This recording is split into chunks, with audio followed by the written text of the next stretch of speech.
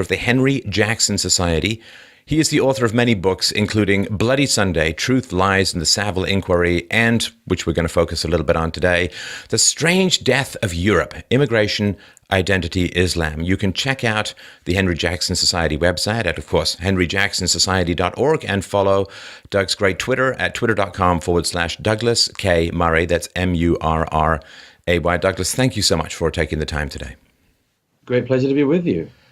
It's a great book. It's almost an elegy. It's mournful, it's passionate, it's powerful, it's illuminating, and I really appreciate the fact that you, I guess, let the elephant of despair sit slowly on your chest while writing it. And one of the things that I got from the beginning was how much this is not a plan, like the sort of immigration and migrants into Europe and so on, that everyone is kind of playing catch up on decisions that were made maybe with the best of intentions or with the least of information decades ago, and everyone's just trying to manage something that is swelled beyond all original intention, and that there really isn't much of a plan going on in Europe at the moment. That's right. I mean, I've written a number of books in my life. I've written a lot about history, and writing a history of the present, as it were, which this book seems to be, I try to apply the same principles I would anywhere else. Quite often people tell you, about conspiracies in the past, conspiracies in the present, plans in the past, plans in the present. My general feeling with things is that most of history is cock up, and it's the same with the present. There's no great master plan. No brilliant group of people sit around a table and sort out everything. Brilliant people get surprised by events, react badly to them, and make things worse. It's a far more plausible story, and the story of immigration and Europe in the post-war period right up to the present is really, in my view, I say early in the book, just a history of people making mistakes and then finding justifications for things that would have happened anyway. Yeah, and that I think is fascinating. And the same thing has happened in America after the Ted Kennedy's 1965 Immigration Act, which fundamentally changed the culture and origin of immigration into the United States. There was, of course, it was presented as, well, it's a small tweak and it's going to be nice. And of course, in Europe, there was the post-war labor shortage, of course, partly as a result of the massive number of deaths in the Second World War.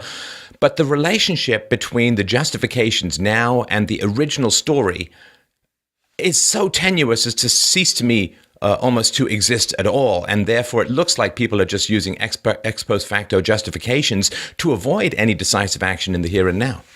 Yes, I think that's right. I give a set early on in the book of the explanations that started to emerge once mass migration started into Europe in the post-war period. And they're all the same justifications we heard for the migrant movement of recent years. It's we need it for economic reasons. Then, even if we don't need it for economic reasons, we need it for social reasons. We don't need it for social reasons. We need it for diversity and interest reasons, and on and on. And the last of which is always, well, it doesn't matter because it would have happened anyway, and you can't stop it. Globalized world means, of course, there are no borders and no restrictions. That argument.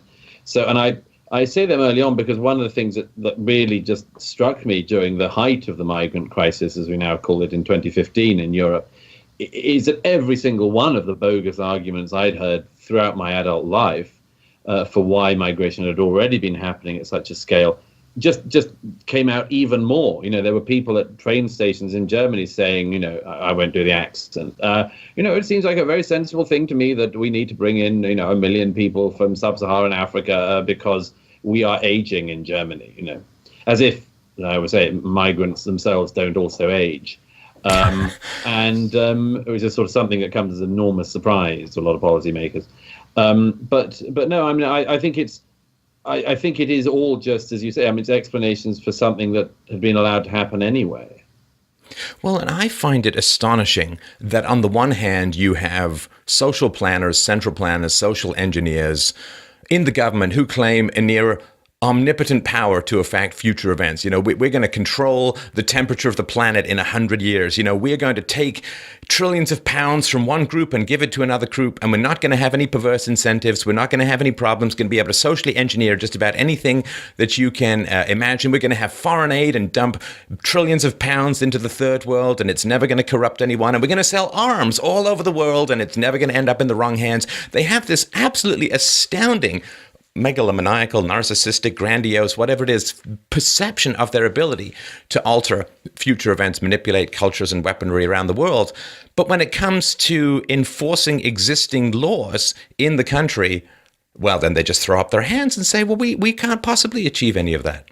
Yeah, I mean, early in the book, I explained the case with Britain in the late 1990s onwards, when the Blair government, the Labour government of the period, really just swelled immigration into the UK in unfathomable numbers. And this was, again, this is before the migrant crisis of recent years. And, I give in the book some examples of the people in charge at that time in the Labour government who basically decided that it wasn't worth enforcing the law anymore. That the same thing happened as it happened in North America, that a set of pro-mass migration groups, for their own reasons, blur the line between legal and illegal immigration, legal and illegal immigrants, make sure there's no punishment for illegal immigration, make sure that if you in any way criticize or demonize illegal immigration, you are anti all immigrants, and so on, until basically, what they've done is made the law unimportant, which for societies like ours that are founded on the rule of law is a profound attack on the basis of our societies, as well as something which, from its consequences, helps to very seriously atomize our societies. Well, and diversity is one debate, but certainly diversity should not involve balkanization of the legal system. It should not involve a fragmentation of the legal system wherein different rules apply to different people, because one, of course, alongside sort of culture and history and geography and so on, one of the defining characteristics of a nation is the universal application of laws in a geographical region. And if a white person wishes to move from California to the UK or to other places in Europe, they must go through a fairly significant, lengthy and bureaucratic process. But if other people can just wander in, I think that's going to cause resentment, not as a result of racism, but as a result of anybody who you feel is stepping in ahead of you in the line, is not subject to the laws of the nation, and thus poses an existential threat to the unity of laws that, to some degree at least, does define a nation state. Yeah, and also, of course, put on that, I agree with everything you just said, but put on that, of course, the issue of the welfare state, whereby the central pact that, you pay in and sometimes take out, and you kind of take out because you did pay in, or you pay in but you don't mind somebody is taking out because they're just on hard times, whatever. Those sort of central pacts of the welfare state break down entirely when very large numbers of people who've never paid in but will take out a great amount, despite all the lies that are concocted to argue otherwise. All of these things also just chip away at foundational trust, among other things, in a social welfare democracy. Now, another aspect of migration in Europe, and we're not just talking about the migrant crisis, this has been going on since the post-war period, as you point out, is the extraordinarily wide divergence between the ruling elites, the political classes, the academics, the mainstream media, and the average person on the street. One of the sort of polls that you mentioned in your book, April 1968 poll by Gallup, found that 75% of the British public believed that controls on immigration were not strict enough. That later rose to 83%. And we see this over and over again, particularly with regards to sort of third world or Muslim immigration, that people say, whoa, let's see if this experiment is going to work before we start piling more and more on. I wonder if you can help people to understand just how big this divergence is and where it may have come from. It's been growing for years in Britain. I mean, the migration debate in Britain was dominated for many decades by the shadow of a politician who many people will have heard of, called Enoch Powell, a member of the shadow cabinet of the Conservative Party, who made a speech in 1968 that was known as, although he never used the words, as the Rivers of Blood speech, in which he foresaw great trouble down the road. Some of what Powell predicted has come true. Some of it has not. Some of what he said was right, some was wrong. But it's very striking that although the political class as a whole in 1968 came down on Enoch Powell, he was expelled from the shadow cabinet for this speech. Not only were most of the figures he mentioned, I mean, vastly understating what ended up being the reality in Britain, but what's so striking is that even then in 1968, the very significant majority of the public were in support of him, thought that the Conservative leader was quite wrong to have sacked him from the shadow cabinet, and a left-wing Conservative politician of the time says that he thought that if Enoch Powell had have had control of the Conservative Party and run as Prime Minister, he would have got a landslide majority that year. This was quite normal. I give throughout the book examples of polls from France and polls right up to the present across the continent. They keep showing this picture. And by the way, I mean, an interesting nugget on this is that the European peoples are constantly demonized for their alleged, racism, nativism, and every other imaginable, wickedness. And the striking thing is actually that despite their views being not just ignored, but lambasted and derided and so clearly not listened to by basically an entirety of the mainstream of the political class, despite that, the European publics didn't have pogroms. They didn't, take to the streets and riot. They just have consistently, and I think don't get enough acknowledgement for this, just accepted that on this matter, nobody listens to them. And but it hasn't meant that, we, the European peoples, have become, wicked in response. I think most people, it's one of the tones I try to hit in the book, I think we're just rather sad that the political class is so uninterested in the views of the public on this matter. And it strikes me that there's a parallel between the sort of insistence of the upper classes that the poorer classes, the working classes and so on, need to get swept up in wars that they don't necessarily agree with and don't necessarily understand, alongside with this great experiment in multiculturalism and diversity, which could be more cynically characterized as vote buying for leftist politicians. But that's like, well, sorry you don't like it, sorry, it's too bad. You have to be drafted into a war and you have to be drafted into this multicultural experiment. It seems that there's a kind of continuity of elitist arrogance where the elite, their jobs aren't being threatened by migrants, they're not being pushed out of their neighborhoods by immigration. So there is a kind of blissful unawareness of the impact on the average Briton or the lower class Britons, which seems to me strikingly similar to some of the indifference in past colonial activities and wartime activities, where it's just like, sorry, you have to do it because we have the power. Well, I think that one of the things that really came across very clearly to me when I was researching and writing this book was that there is, of course, among politicians, a certain type of politician in all of our countries who basically has a vision of the sort of societies that Europe is becoming. And that is the sort of politician who says, I'm a citizen of the world, I'm cool with a sort of multicultural city, and I'm cool with a very diverse world city, and therefore why not have a world country or a world continent? There's a sort of politician that has that view. There's also the type, and I mean, if one referred to it as the elites, not a term I tend to like, but if you use that term for this, it's also definitely a type of person for whom all of this, is really rather pleasant. They get cheap cleaners, cheap nannies, good sort of cheap service staff. They enjoy those benefits. They enjoy some of the cultural benefits, but they also have the money to live precisely where they want to live. And that tends not to be in the places and in the sort of bifurcated communities that the rest of the country doesn't have a choice about. I give an example, by the way, in the book from Sweden. There's a hilarious study. I mean, you've got to take your laughs where you can in this subject. There's a hilarious, by my standards, study of a couple of years ago in Sweden of people's attitudes towards so-called multicultural and diverse areas. And one of the most amazing things about it is that the people who move to the least diverse areas are the ones most in favor of people living in diverse areas. It's like you don't want it for yourself, but you think it's improving for other people. Or you don't want it for yourself, but at dinner parties you'll say how much you are in favor of it. I mean, it's these are sort of juggling games that Europeans have got used to.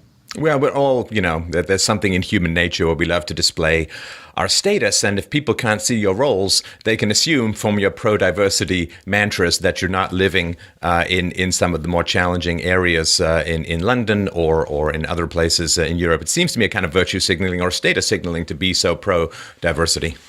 By the way, I mean, the interesting thing about the diversity thing is that, as I say about a lot of things in this book, the problem is that they take advantage. These things take advantage of a good instinct. I mean, like I say, who of us doesn't want to know as much as we can about the world and its people and the whole range of cultures and so on? I mean, I think it's a quite different thing to then say, and as a result of my our intellectual curiosity, the whole world should come and live with us.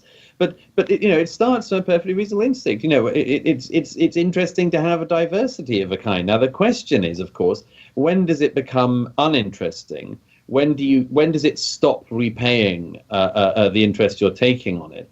And when does the diversity become undiverse? The first 100 people from Pakistan bring a certain amount of cultural interest. Do the next 1,000 and the next million and the next 4 million and the next 10 million? When is the point when you've kind of got enough of what you need to know and learn and to experience? And these are very unpleasant in a way discussions to have, but they are the one that we're living through in a way. And our unwillingness to even address it is a big part of the problem, only made worse by the fact that this isn't a science. It's not like you could work out on a chart, the point at which you become uninterested in something or think you've had enough of it. But this is what we're all living through, and so we ought to be able to talk about it. Well, and I think that your earlier point, Douglas, about the welfare state is something well worth for people to dwell on, because a lot of times people say, well, America was a nation of immigrants. And I've even heard that England is a nation of immigrants, which I grew up in England, and I just find the idea you really, really have to stretch history beyond the breaking point to make that kind of case. Fortunately, of course, there are loads of people who are willing to stretch history beyond breaking point.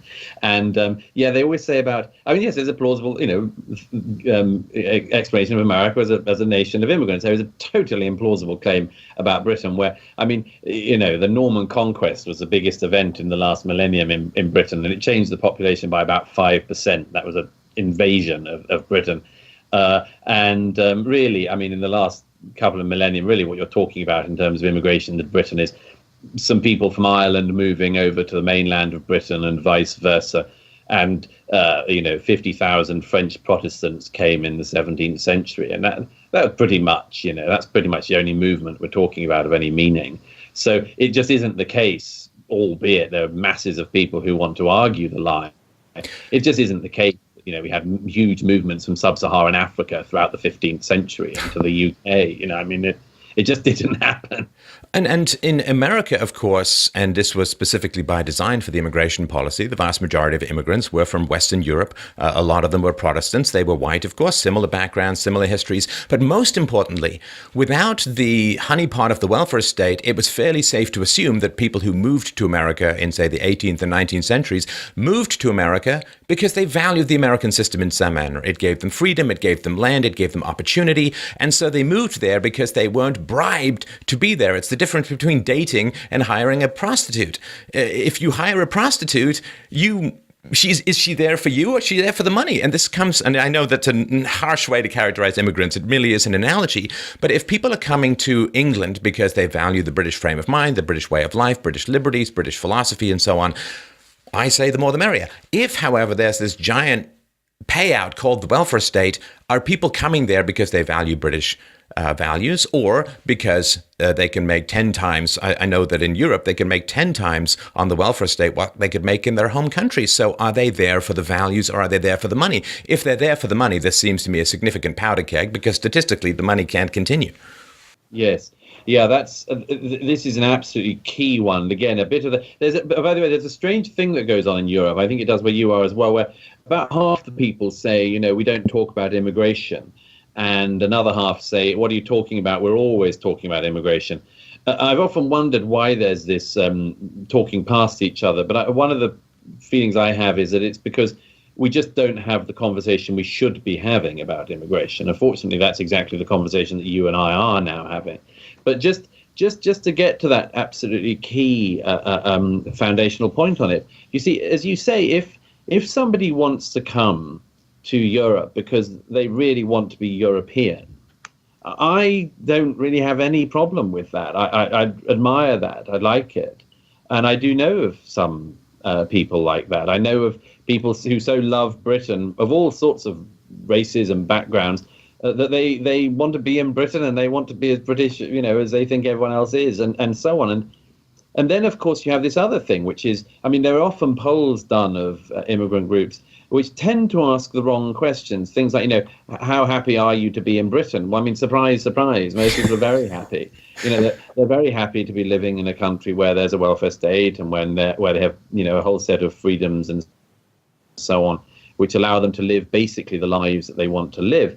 But all the time, of course, we, the publics, have noticed something. And again, this is something which isn't science. I give all sorts of stats in my book, but one of the things I try to do is to explain the thing that we all just sort of noticed and never really talked about, such as this.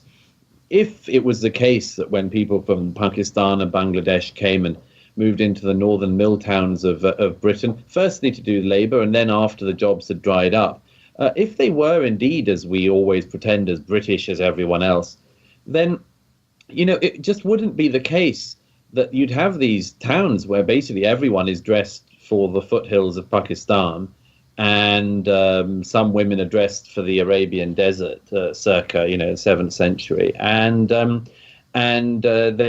this wouldn't be the case. They would be, I mean, for better or worse, I wouldn't enforce it, but I just, you would notice that they would be sort of dressing like everyone else, and they'd be going down to the pub, and they'd be failing to turn up to church most weeks, but would go for family weddings and funerals and so on. And it just obviously isn't the case. I mean, you just need to travel around any of these towns, and you just notice it's a different culture living in the towns. And some people love that. Obviously, for the people who come, it's very good.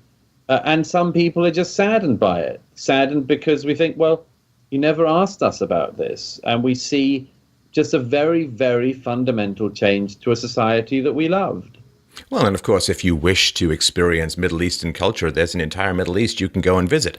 But if you wish to experience quintessentially British culture, it seems like it's a bit of a shrinking geography these days because, of course, if people want to live in Arabic or Muslim countries or if they want to go and live in Pakistan, they can.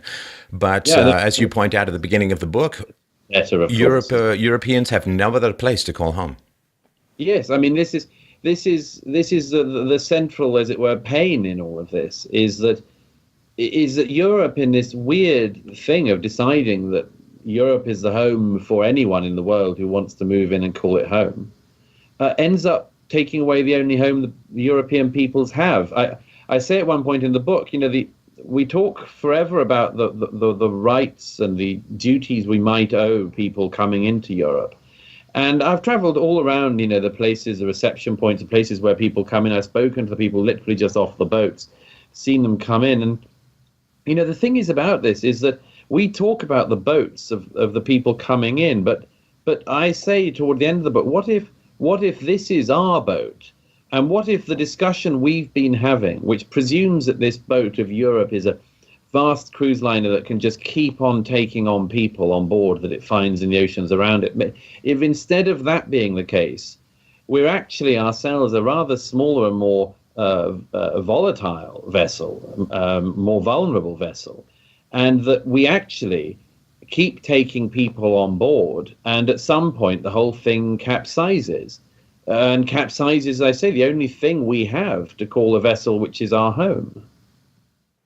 It is a chilling thought where this kind of stuff can lead. And the other thing I think regarding the welfare state is integration was the original idea. I mean, if everyone had been told at the beginning, well, we're going to bring people in from the third world, we're going to pay them to set up their own communities, and then they're going to try and set up parallel legal systems, and then they're going to do this, and your tax bill is going to go up enormously, and it's going to be hard for you to find housing, and your housing is going to be very expensive, and there's going to be lots of problems for your kids in schools, and violence and crime.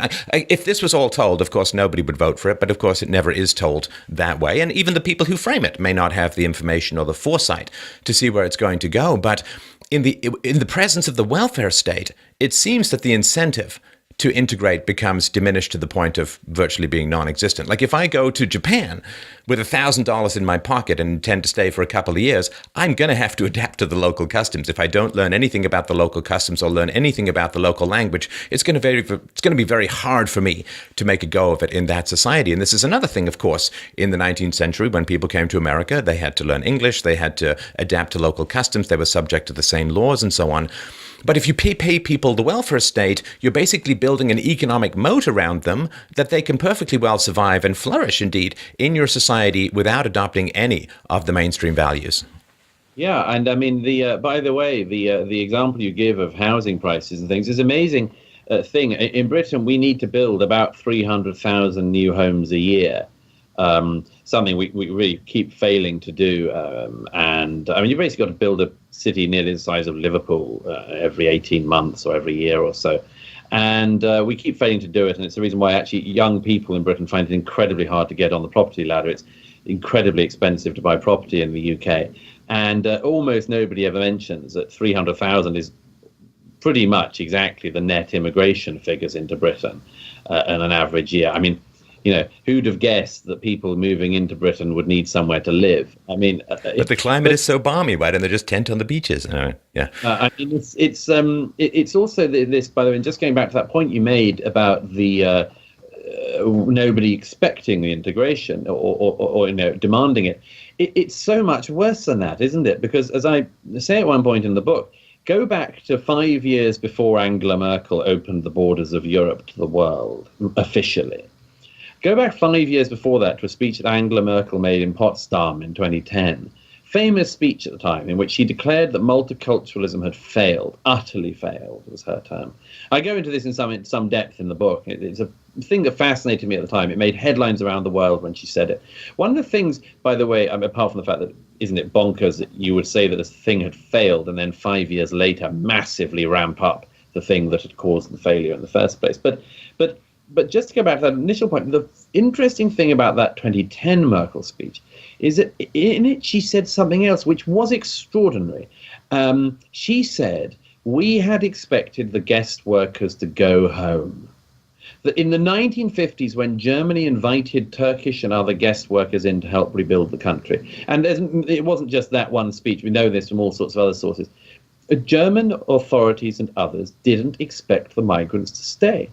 The expectation was that they would do the job and then return home. Of course, who would blame anyone? You invite them into your country. If you're a young man with a job and you've also got a wife, you bring in your wife. And if you're with your wife, you're very likely to do things that might lead to children. And then once you have children, they're going to need to go to school. All of this is totally predictable. But nobody did predict it. So then when everyone has the integration argument, we forget that we never expected to get to the stage where you were talking about integration. And then once we did, we didn't know whether we wanted integration or not. I mean, there's a whole set of things that happened. It was a long period in Europe over recent decades where actually we didn't particularly encourage people to integrate, quite the opposite. Well, that's the whole point of diversity or integration. You can only pick one in the long run. Yeah, and we sort of went back and forwards for a bit, and currently we say we're about integration, but really there's no evidence we are. I mean, look, let's face it. Angela Merkel now says that people who come to live in Germany should learn to speak German. I mean, wow. After all of these decades, I mean, that's the demand. And by the way, what happens, Miss Merkel, what happens if they say, no, they're not particularly inclined to speak German? What are you going to do then? Nothing. Right. Let's talk a little bit about the spiritual vacuum created by the decline of Christianity, which you have a very long and powerful piece in the book about. And of course, Christianity with its concept of original sin and the need to redeem yourself for the sins, I guess intergenerational, all the way back to Adam and Eve, sins of history. It's almost like, to paraphrase what you're saying in the book, and correct me, of course, if I go astray, but it's almost like when original sin was taken out of the consciousness, the need for guilt and self-flagellation and self-punishment seems to have been replaced by a revisionist historical narrative that have painted Europeans as the basic devils of the world. Yeah, there is something in this is a sort of truth I'm trying to get to. Yes, just because you lose your religion doesn't mean you lose the impulses of religion or indeed the memories of it. And I do think there's a sort of secularized version of Christianity which exists for the better in all sorts of ways, and with some very unpleasant connotations along the way. The concept of original sin, as it's now been translated into European politics, is particularly filled with iniquity for one reason in particular, which is this. The religious notion of sin in the Christian understanding can, of course, come to redemption. And the non-religious, post-Christian idea of sin has no redemption apart from self-destruction. So the idea that we in Europe, and indeed, I say in the book, this is the same thing that America, Canada, Australia, and indeed Israel, I would argue, all the countries that are sort of seen to be, rightly or wrongly, sort of cousins or offspring of the European culture. All of these countries also are alleged to suffer from an original sin, which we put on no other societies. I mean, you never hear someone saying that there is an original sin in Turkey, and that as a result, the world must move into Turkey and abolish basically Turkish culture. It's only the Western countries that have it. And as I say, if you have a sin like this, I think this is very much the debate that America is going through still, to do with race and reparations and all this sort of stuff. There's this endless question of how you could absolve yourself of the sin of racism, colonialism, and so on. And again, I mean, what educated, sensible person wouldn't recognize the wrongs that their ancestors had done?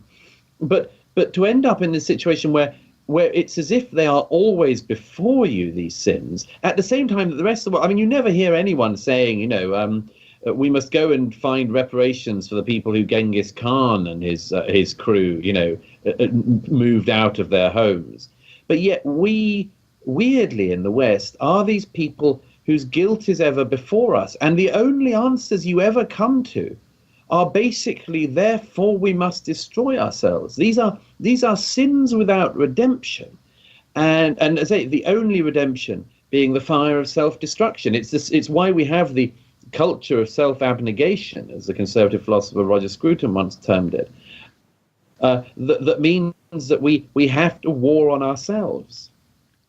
It is an extraordinary perspective when you zoom out in that kind of way. And it is something that does seem to be endemic to the West. I mean, certainly there are religious reasons, there are cultural reasons, there are, I think, some leftist guilt-provoking reasons.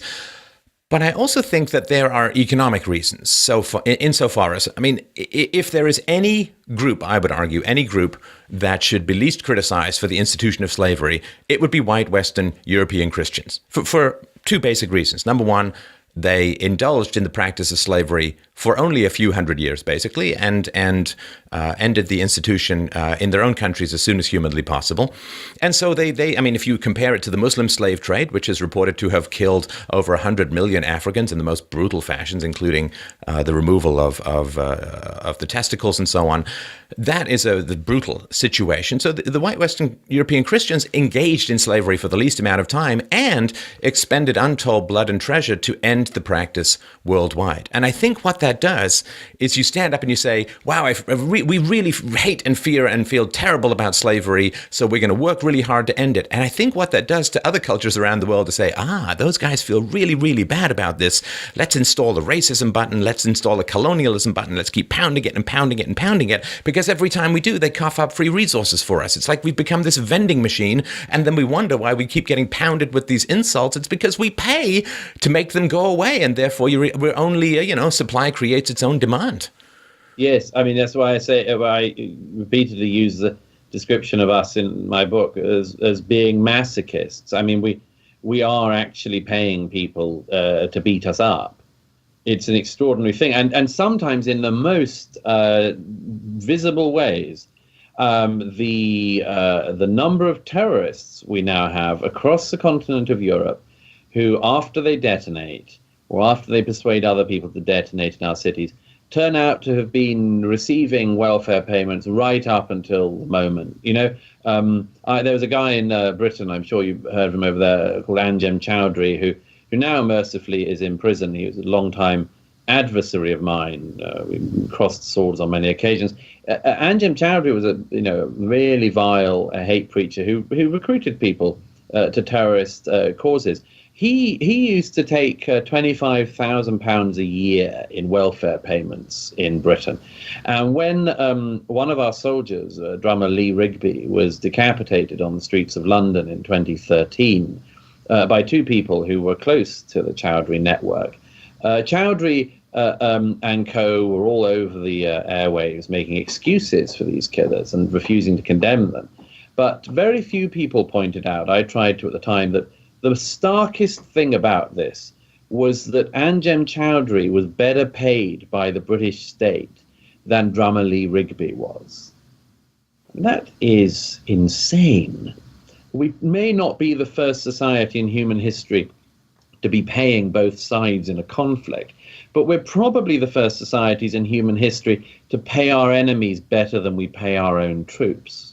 And this is what I mean by this sort of conscription. You conscript the bodies of people in war, and you're now conscripting the money of people in the pursuit of this utopian fantasy. And it is really appalling. The British people not only are not consulted on any regular basis, and I would argue, as you point out in the book, I think, Douglas, that the politicians in the UK and across Europe regularly stand tall, spine stiffened, and snarl particular invective into the wind about controlling immigration, and that's enough, and we need to have borders, and then betray regularly the public who vote them in, I think, on the grounds of wanting some limits to all of this kind of stuff. Not only are they not asked as to whether they fundamentally want to be replaced, because as the birth rate of immigrants grows up, the birth rate of the domestic population goes down, which means it's not an addition to society.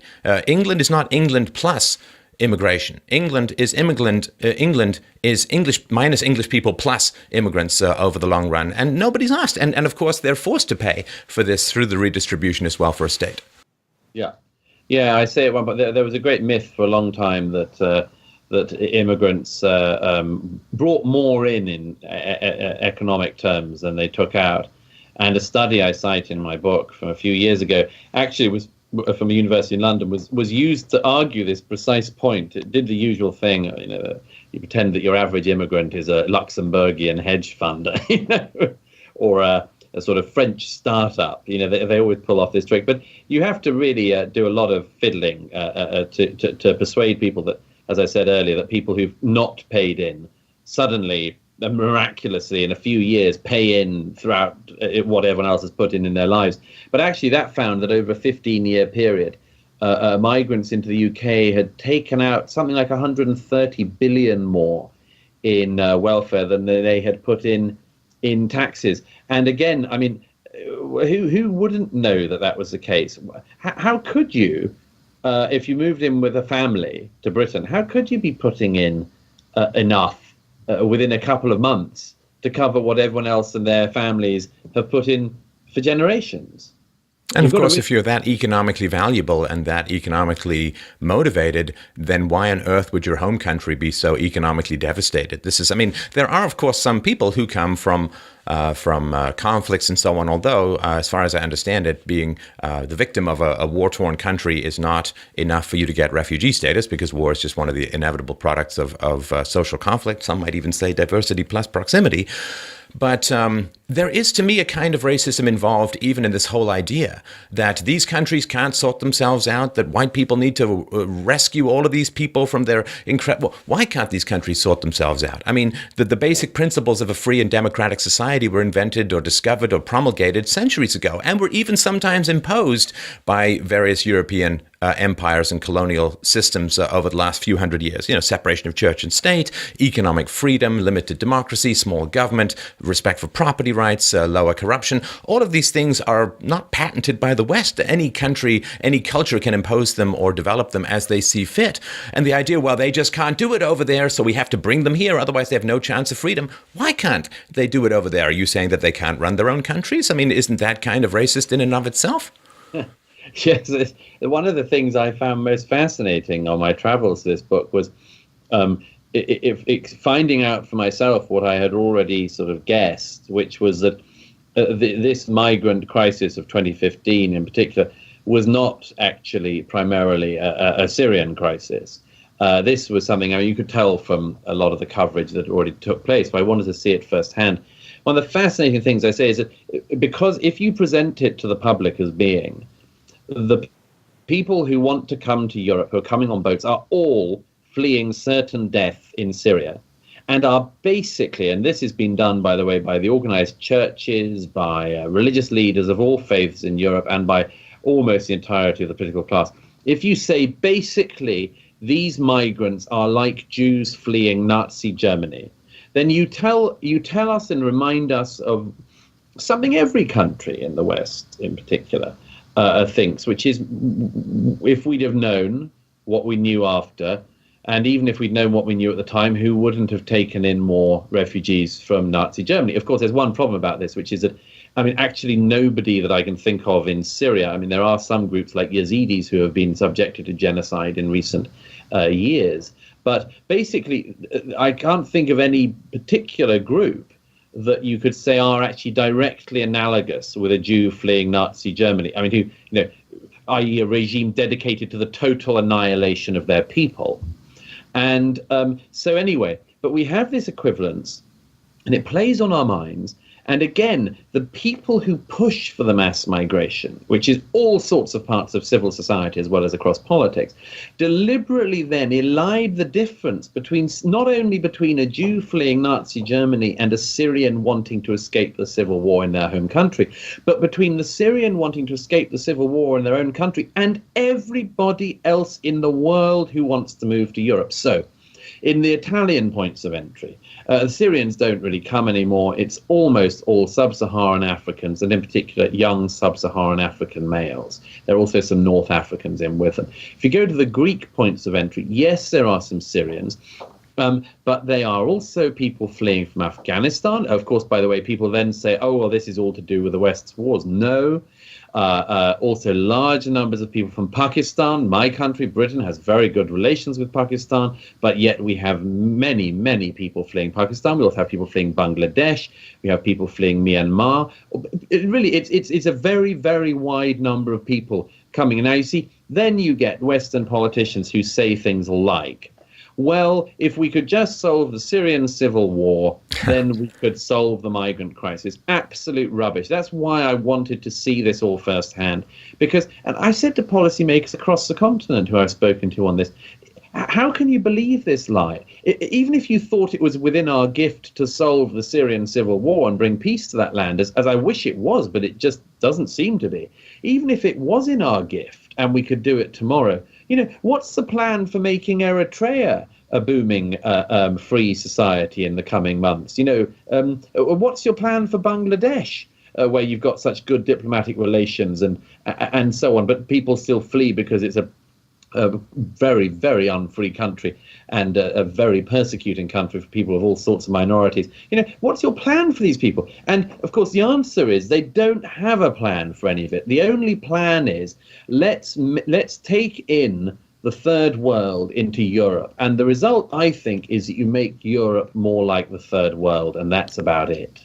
Well, I guess their only plan is to avoid the smoking crater they see of Enoch Powell's career and the schoolmaster that you point out. So I think their only plan is to avoid destroying their careers by being called a racist. It's really a defensive plan that has nothing to do with the long-term good of the society. Because, of course, if the people who are leaving, let's say, Pakistan, if the people who are leaving Pakistan and coming to England are very pro-freedom, very pro-free markets, very pro-limited government, very pro-separation of church and state, what does that mean to the future of Pakistan? If all of the people who are dedicated to freedom and limited government leave Pakistan, it means that Pakistan is going to get worse and worse and worse, which means more and more people are going to come. How is taking the best of the third world and moving it to the first world do anything other than condemning the third world to continued decline and continued migration? And the other thing too, I mean, the Nazi argument, it's an old principle of internet debating that whoever brings up the Nazis first loses.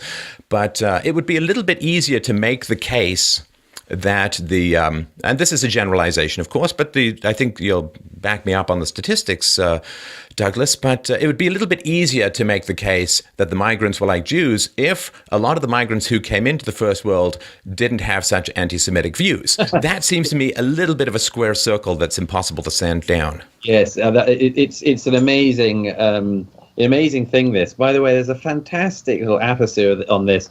In the UK, the chief rabbi of the UK, a man called Ephraim Mervis, and a delegation of other prominent British rabbis went to the Greek islands. I think they went to Lesbos a couple of years ago at the height of the crisis, and helped bring people ashore, sort of thing, and hand out packages and do a bit of aid and have a photo taken and so on. And again, I don't deny there's good intentions behind this, and a lot of Jewish people, like a lot of other people, make the equivalents and so on. There's a fascinating thing that happened. The rabbis, including the chief rabbi, in all the photos I noticed, were wearing baseball caps. And I noticed this in the photos. I thought, that's very strange. I mean, it might be a new form of rabbi chic, but I'd never seen them wearing them before in Britain and so on. And it was hot, but anyhow. And I looked into this a bit, and it turned out that the security advice that the rabbis were given was that they should cover their skull caps in case the people who they were welcoming ashore, as it were, recognized they were Jews and attacked them. Now, I think this doesn't mean you don't help any migrants. I take that. It doesn't mean you don't help asylum seekers. But why not say, at the very least, look, this is a set of competing virtues, as it were. I say this at one point in the book. We're so used to this crappy, studenty style of debate that only knows about sort of, debate as being I'm Churchill, you're Hitler, and so on. I'm going to win. I'm good, you're bad. It's basically, by the way, the only reason they use the Hitler analogy is that nobody knows anything anymore. Ask a student at an American college, or indeed many British universities, but I'm afraid that American colleges seems to be worse these days. Ask them to name any other bad guy in history, and I think they'd be stumped. It's Hitler or broke. But anyway, but if you recognise that current events like history are more complicated than always just being a matter of Hitler versus Churchill, you'd recognise that sometimes there are competing virtues. Now the virtue of helping some migrants and some people actually fleeing war should also compete with the thing of, for instance, if it's so likely that a lot of people coming, not a majority, maybe a majority, who knows, are going to be, for instance, anti-Semites, then at least bring that into the discussion. But it's a literal cover-up of a very big question we ought to have been asking. By the end of 2015, early 2016, a spate of anti-Semitic attacks in Germany and elsewhere, it started to become part of the German debate. What if we, Germany, a country that has historically not been immune to anti-Semitism, are actually importing people into our country who will bring anti-Semitism back? A German cabinet minister admits, no, we don't want more people in Germany who might have anti-Semitic views. As we say, if you don't pardon it, no shit, Sherlock. Why don't we have this debate ever? Why do we? On the one hand, there are people who like to pretend that absolutely everybody who arrives in Europe from the developing world is a suicide bomber waiting to prime, and obviously that's not the case. But nor is it the case that they're all saints. Nor is it the case that they don't bring attitudes with them. And I suppose one of the central conundrums of all of this, which I just wish people had thought about, but at least we can think about now, is what are the ideas that people bring? What are the things that we say we can't put up with? And what do we do when we say we can't put up with something? Well, and of course, one of the more challenging aspects, I've had a number of experts in the intelligence field come on my show and tell me that, tragically, at the moment, the average IQ in sub-Saharan Africa is about 70.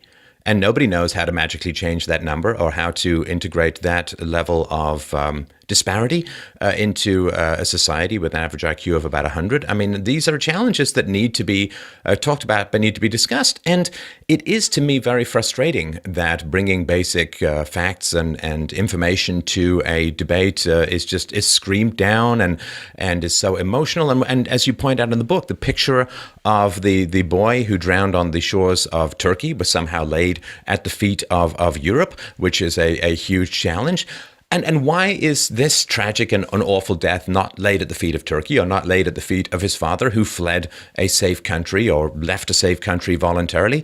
And why is it necessarily that boy's image is the only thing that's remembered, and not the images of the 1,400 girls in Rotherham who were doused in gasoline, who were passed around as rape chattel, these young white girls by these gangs?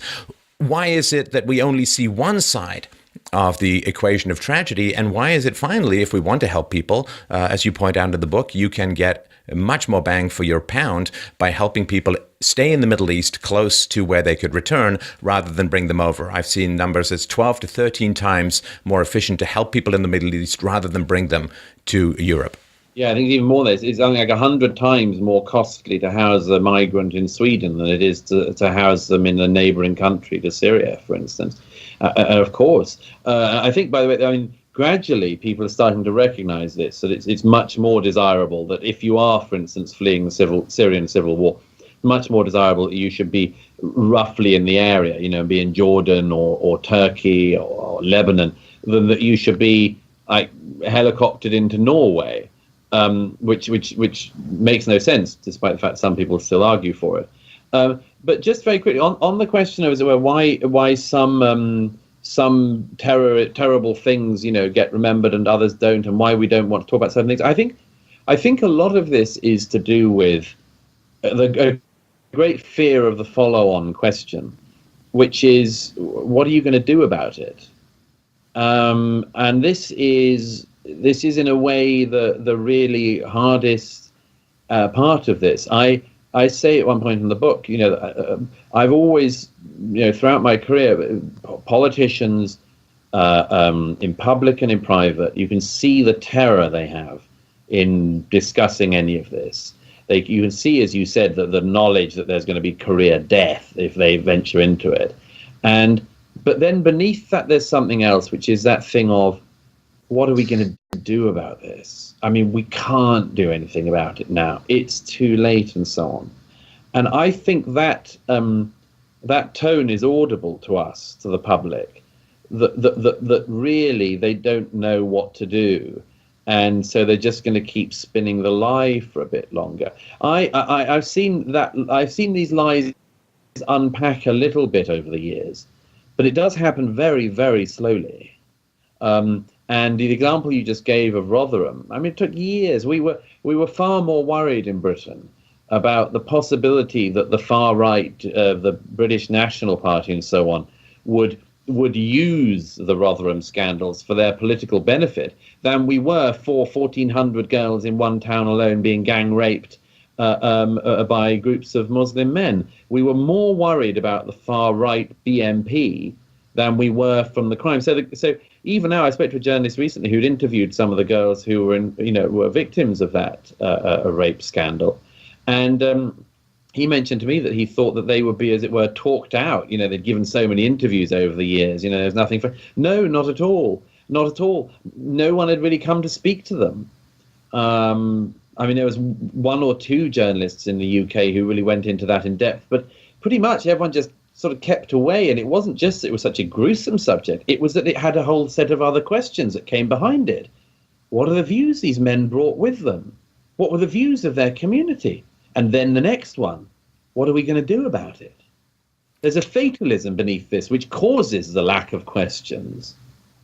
But to me, this question of what needs to be done about it is far too great a burden to place on any particular intellect.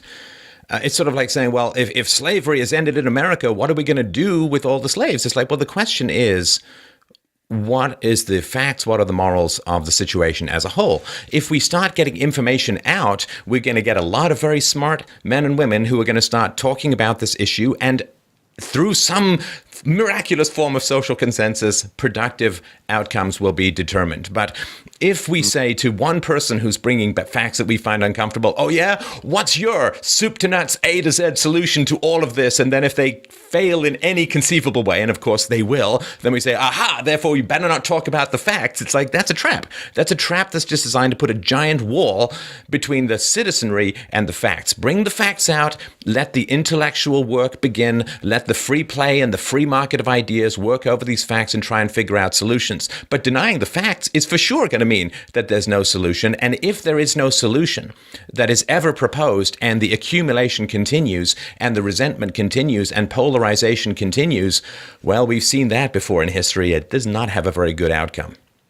No, I mean, I say in the book, at the end of my book, I give a chapter on what we could do even now to at least start to address some of this across Europe. And then I give a chapter on what I think will happen. But one of the reasons I did that was because, I do, as you say, think that we need to try to think of ways to address this. And I suppose there's one reason in particular, which is that those of us who care about ideas and about politics often make a fundamental mistake that we think that we can reason people into agreement. And one of my favorite quotes is from Jonathan Swift, who said once that you cannot reason somebody out of a position that they were not reasoned into. And most people haven't been reasoned into these issues, and the politicians haven't been reasoned into them. They've had to work at a lot of lies over the years and work them up to come up with excuses for what they've done and explanations for an otherwise pretty inexplicable act of self-destruction. So the best I think that can be done in a way, and this is a bit gloomy, but the facts are gloomy. The best that can be done in a way with most of this is to think about this because at some point also the facts change. I mean, the example I've often given is, it was pretty hard in the 1990s for the few people in America who did it to warn about the threat of Islamic terrorism in America. Most people said, even policy people, wow, it's never going to really hurt people here. It wasn't until 9/11 happened that people realized, oh yeah, there's one now. And then recognize the people who've been thinking about it had some virtue in them.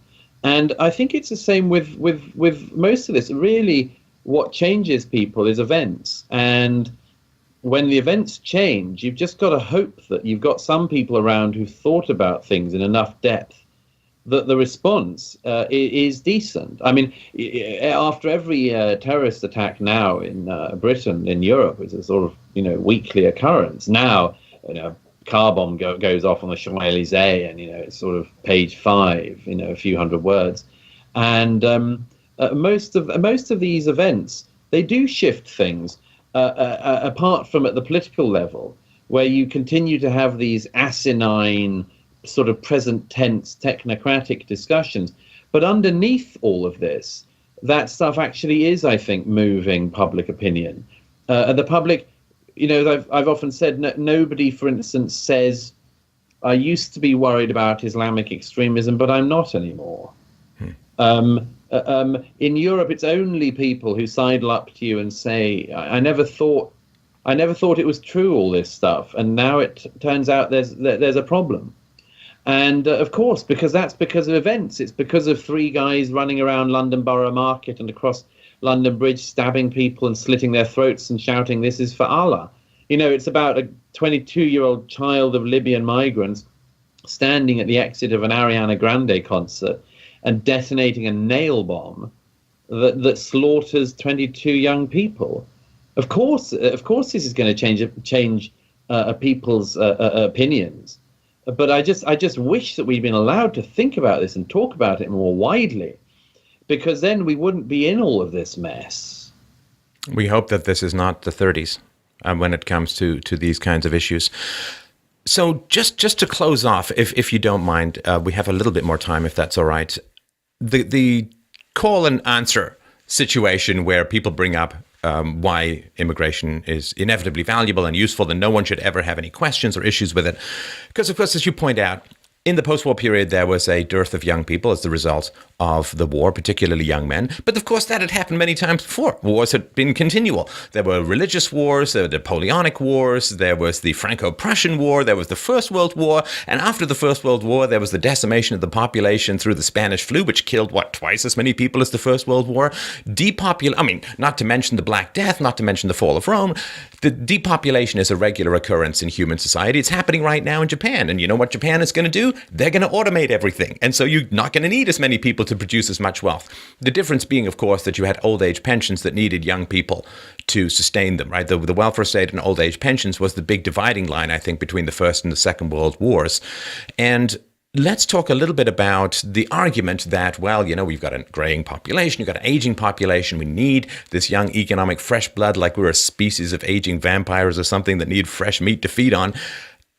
I don't see how that works. If the people coming in are costing you more than they're paying in, I don't see how it's like, wow, I'm bleeding out of one arm, I better open up the other arm to fix it. I don't really see how that works.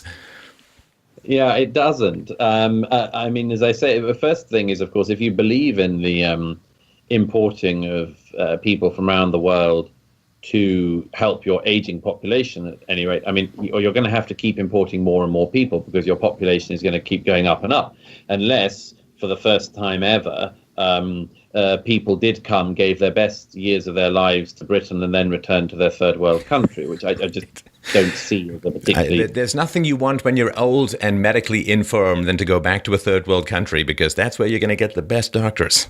Yeah. And so there's that. There's also the... there's a whole set... the greying population thing is so strange. It presumes that all societies need to constantly grow in size. By the way, that's an odd one, isn't it? Because I mentioned at one point in the book, I remember in the 1990s or so, the left in Europe were all for population reduction. There were these movements like the sort of basically one-child policies. That Europeans, we should all have one child per couple. Zero population growth. I remember it from when I was a kid, too. It seemed aimed at white Christians. I'm not sure exactly why, but it was not exactly being proselytized much throughout the third world, sadly. Yes, it was fascinating because it was basically, look, we've all agreed that we're using up the planet's resources, and so if there are fewer people, we'd be using up fewer resources. So it'd be nice. Well, I say all the Green parties went for it. But then the Green parties discovered, and the party of the left discovered, they had to tell people with darker coloured skin than them that they should have fewer children. They just dropped the whole thing. So it was a total crock, and a great demonstration that the sort of failure on this and stupidity comes from every imaginable direction. But there's a whole set of other things with the greying population I just find fascinating. Take one. If it's a case that you do need the world to move to your Germany, for instance, and you need to increase your labor force and you need young people. One of the things that I have never had answered is this: if Germany in 2015 genuinely needed to import young labor, in fact, like Sweden, for instance, it doesn't need labor. In fact, it doesn't need the only thing it needs less than a labor force is a labor force that doesn't speak Swedish. But then that's what they've now got the non-labor force that doesn't speak Swedish. Anyhow, but if you were Germany in 2015 and you honestly needed to import people, and you had all these jobs you really needed to do, why not give it? Why not invite the 25 to 50% of young Portuguese, Spanish, Italian, and Greek citizens who do not have work? Youth unemployment in these countries goes up to 50% in recent years. So why not ask the Italians? Just invite them to come to Germany, temporary period, all members of the EU. Come in and do the jobs. But sorry to interrupt, but alternatively, if you really felt that helping a persecuted minority and refugees was a big thing, you could go to South Africa, where hundreds of thousands of whites are currently stuck in squatter camps, unable or are not allowed to work. Or you could go to the Boer farmers who are being murdered at unprecedented rates, and you could invite them in, and it could be argued that they would have some more compatibility. But really all it is about, isn't it, is just finding lies for things that you just mucked up already. And I say at one point, but it's an unpleasant thing to think about. But I say at one point, really, if you do believe that the only way you in your old age will be able to live in the comfort to which you've become accustomed, then I suppose really what you should do is to consider whether you would like to get a better and better standard of living in a country that is less and less recognizable to you, or whether you would forfeit a little bit of that, possibly, I don't think necessarily, in order to retire and die in a culture which you know and understand. And across Europe, there are people now who will die in cultures that are totally alien to the one that they were born into. And there are some people who will rejoice in that fact, who will take pleasure in the eradication of a culture. And there are other people who will simply mourn that fact, and other people who realize there's nothing very much they can do about it. But I think that, as I say, and as I give a few pointers in the book, it is salvageable, that, but it would need us at this very late stage to realize that that's what's at stake. It's about living and dying in the culture that you inherited, or living and dying in a totally alien land. And that's a choice. And I think that it's obvious how we should choose it. But unfortunately, mired in inertia and a sort of societal depression about all this, I see at this stage very little likelihood of very many people taking the sensible decision there. And my goal, other than the enjoyment of these conversations, Douglas, my goal in having these conversations is that Europeans have a history of being very nice and conciliatory until they're not. And It is very much my goal to have public conversations about challenging topics so that we can avoid any kind of blowback. The idea that the European culture, European civilization is going to sink into oblivion with no pushback, to me is incomprehensible. I mean, British people, I mean, I grew up in England. British people are extraordinarily nice, bend over backwards, give you the shirt off their back.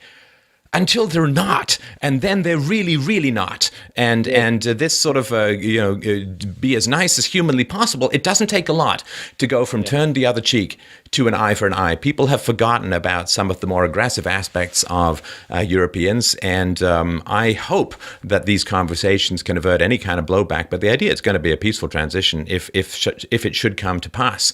That to me is incomprehensible and something devoutly to be avoided, if at all humanly possible. And the only way to avoid it is with facts and conversations, I think. Yeah, I couldn't agree more. I just have one other thing. I mean, we after every terrorist attack recently in Britain, we've kept having that irritating meme passed around again and again, the sort of keep calm and carry on. We're all Brits, they're not going to destroy us. We lived through the Blitz and so on. This sort of slightly faux bonhomie thing. But I've taken to reminding people recently of the fact that Britain didn't survive the Blitz simply by keeping calm and carrying on. Keep calm and carry on was advice to Londoners after night of bombing. But at the same time that they were told to keep calm and carry on, we were also flattening German cities. So it's a very strange thing when absolutely everything in your society is sort of geared to this passivity, this passive view that basically all we can be is mourners at our own funerals. And as I say in my book, I entirely agree with your sentiment. I think that could all change. And if it's going to change, one would hope that it would change decently. But I think that the indecent, as it were, answer grows the longer people try to suppress conversations of the kind I'm very glad that we've been able to have today. All right. Well, I really do appreciate your time, Douglas. And I want to really encourage people. It took, as you know, this can be a wearying topic. You have that wonderful German phrase, which escapes me now, weary of history. And of course, it can be difficult stuff to understand. It is a bit of a red pill, just looking at demographic winter, looking at birth rates, looking at projections, looking at immigration rates, looking at religions and cultures and compatibilities. It is a challenge. But it is, in fact, a much lesser of a challenge than most people in the West have had to face to maintain freedoms throughout history. There's no plague, there's no giant world war, there's no nuclear radiation. There's, we have to read books and we have to have difficult conversations. That's where it stands at the moment, and that's where we have to stand. So I strongly, strongly advise people, particularly The Strange Death of Europe, Immigration, Identity, Islam. We'll put links to all of that below. I hugely appreciate the work that you've done to bring this to people's attention, which you continue to do, not just as an author, but of course as a journalist, as a public speaker, and so on. And please check out the henryjacksonsociety.org website. And last but not least, I know these things take a while, but there's so many ways to reach people now. Twitter.com/Douglas K. Murray. Thank you so much again for your time.